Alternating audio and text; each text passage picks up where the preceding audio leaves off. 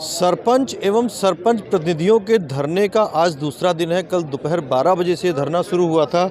कल जरूर थोड़ी सी लाठीचार्ज हुआ था, पथराव की घटनाएं हुई थी, मगर देर रात सरपंचों ने कुछ इस तरीके से, जैसे आपको दिखाई पड़ रहा है, गद्दे डाल करके सोए हुए थे। मगर अब इस धरने को लगभग 24 घंटे का वक्त हो चला है।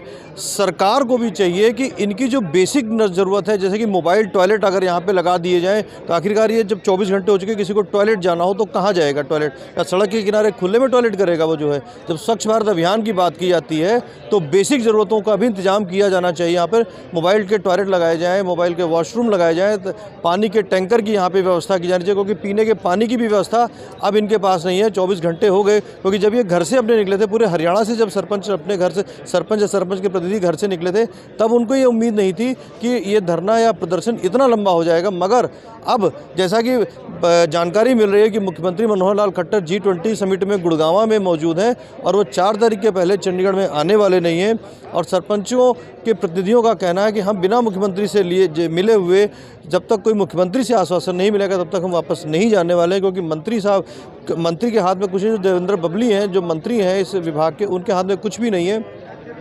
तो अब देखना ये होगा कि आने वाली स्थितियों में क्या होता है। बाकी हमें जो जानकारी इस बात की मिली कि अब किसान भी इन सरपंचों के समर्थन में आ चुके हैं और संभावना इस बात की जताई जा रही है कि शायद आज किसान संगठन भी सरपंचों के इस धरने को समर्थन देने के लिए यहाँ पे पहुँचेंगे। तो जो अभी स्थिति सुबह 10 बजे की आपको दिखाई पड़े कि सरपंच जो हाउसिंग बोर्ड चौक था वो जाम लगा हुआ है। पीछे का हमने आपको सीन दिखाया सेक्टर 7-18 के चौक का, कि चाहे वो मौली जागरा विकास नगर की तरफ जाने वाला रास्ता हो या आपका सेक्टर 6 के चौक की तरफ जाना रास्ता, दोनों तरफ रास्ते पर जाम लगा हुआ, लंबी लंबी लाइनें लगी हुई हैं। क्योंकि ये वक्त जो होता है, ये रास्ता मेन रास्ता है पंचकुला से चंडीगढ़ जाने के लिए, ज़्यादातर लोग इसी रास्ते को इस्तेमाल करते हैं। तो आने वाले 3-4 दिनों तक इस रास्ते पर दिक्कत होने वाली है।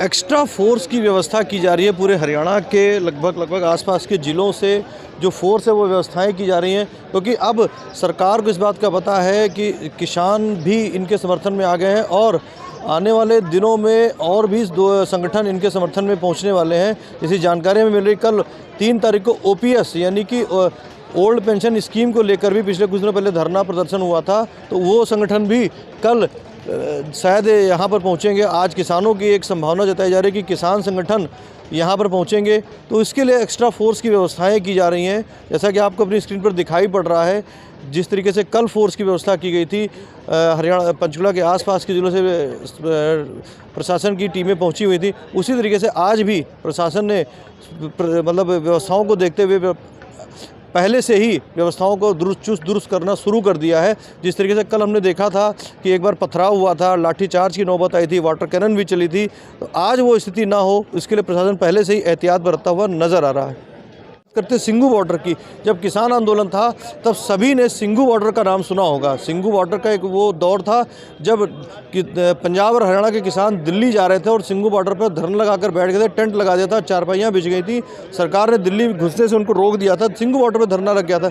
तो कुछ वैसी स्थिति चंडीगढ़ पंचकुला बॉर्डर पर स्थिति बनती हुई नज़र आ रही है। भी सिंघू बॉर्डर का नाम न देकर के इसको सिंघू बॉर्डर जैसा ही बनने की स्थिति ऐसी नज़र आ रही है कि सिंघू बॉर्डर बन सकता है पंचकुला चंडीगढ़ का ये चौक। जो मैं आपको दिखाना फिर चाहूँगा, यहाँ पे देर रात भी हम यहाँ पे मौजूद थे, रात के करीब 12-1 बजे तक मैं खुद यहाँ पे मौजूद था, तब भी हमने स्थितियाँ ही देखी थी। एक स्थिति रात में 11 बजे 10 से 8 बजे का ऐसी नज़र आई थी कि शायद अब सरपंचों को हटाया जाएगा, लेकिन ये सरकारी तंत्र है, सरकार अपने सूत्र लगाती है, सरकार अपनी जानकारियाँ जुटाती है कि इनको हटाने से हमें क्या नफ़ा होगा, क्या नुकसान होगा, अगर इन पे हमने दोबारा बल प्रयोग कर दिया तो हमें क्या नफ़ा नुकसान हो सकता है। तो शायद सरकार को लगा होगा कि अब अगर इनके साथ ज़बरदस्ती की गई तो सरकार को कहीं ना कहीं नुकसान की स्थिति पैदा हो सकती है। इस वजह से सरकार ने अपने कदम वापस खींचे। और बाकी इस बात की भी जानकारी है कि कहीं ना कहीं इन सरपंचों की जो मांग है उसके लिए बीच का रास्ता निकाला जा रहा है। इनकी जो मुख्य मांग है ई-टेंडरिंग की प्रक्रिया को रद्द किया जाए,